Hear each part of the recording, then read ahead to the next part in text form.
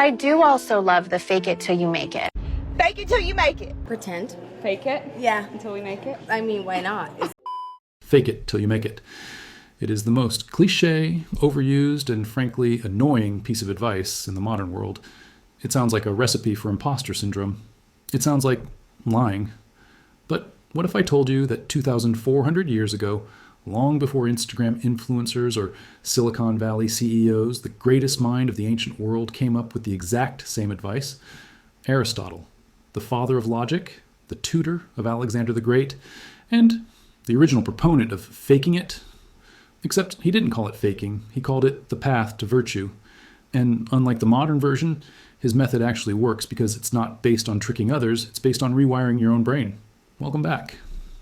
Today, we are looking at how Aristotle's Nicomachean ethics explains the psychology of habit, and why doing something you don't feel like doing is the only way to become who you want to be. Here's the trap most of us fall into.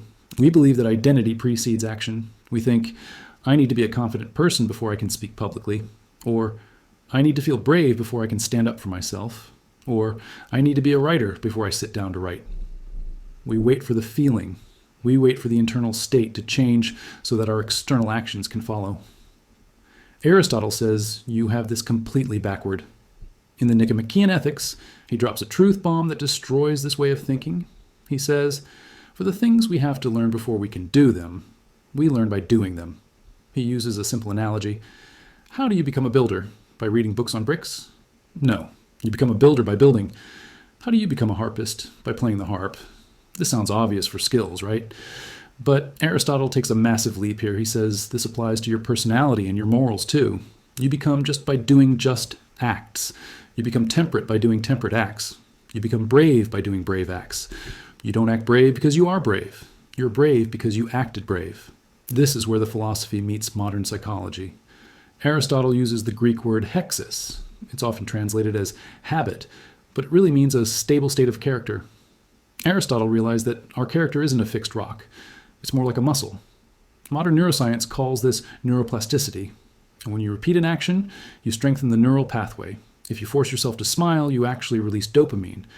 If you force yourself to stand up straight, the power pose, your cortisol levels drop.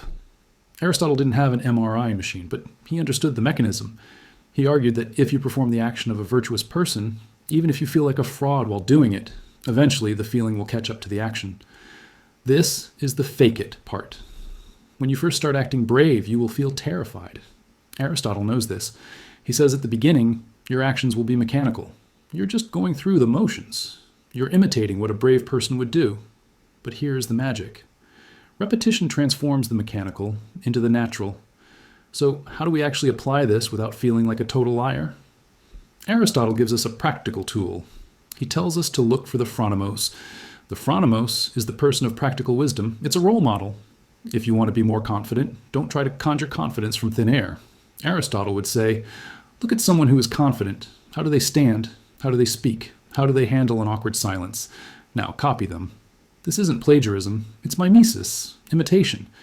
If you're angry but you want to be patient, ask yourself, what would a patient person do right now? They would probably take a deep breath and lower their voice. So you do that. Does it feel natural? No. Does it feel fake? Yes. Are you a patient person yet? No. But this is the key. By doing the action, you have cast a vote for that new identity. Now, a warning. There is a difference between Aristotle's method and the toxic fake it till you make it of today. The modern version is often about deception. You rent the Ferrari to trick people into thinking you're rich. You use big words to trick people into thinking you're smart. That is external. That is vanity. Aristotle's version is internal. You aren't tricking them. You are training you. You are faking the behavior to teach your soul how it feels. You are wearing the mask of virtue until the mask becomes your face. So stop waiting for the motivation. Stop waiting to feel ready. If you want to be a writer, write today, even if it's bad. If you want to be kind, do a kind act today, even if you're in a bad mood. Aristotle teaches us that we are the architects of our own character. And like any architect, we don't build by thinking. We build by laying bricks, one by one. We are what we repeatedly do. Excellence, then, is not an act, but a habit. I want you to try this. Pick one trait you wish you had. Just one. For the next week, pretend you already have it. Act it out. Fake it. And let me know in the comments how long it took before it stopped feeling like a lie and started feeling like you. Don't forget to like and subscribe for more ancient wisdom for the modern mind. This is The Visual Philosopher. See you in the next one.